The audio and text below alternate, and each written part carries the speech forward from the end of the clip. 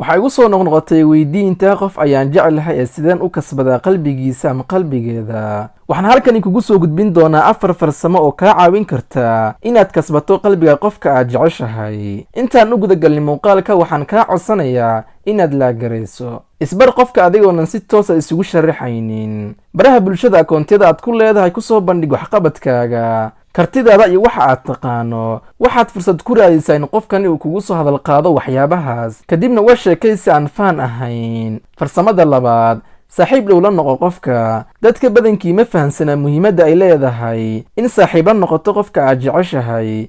saaxiibtinimadu qofku way ku bartaa, way kugu dhoweysaa, waxay sidoo kale ku bartaa waxa uu jecel yahay iyo waxa uu neceb yahay. saaxiibtinimadu waa wadada loo maro jacaylka. jacayl aan saaxiibtinimo ka soo bilaabanin ma ahan jacayl waara. farsamada saddexaad, ka warqab qofka naftiisa.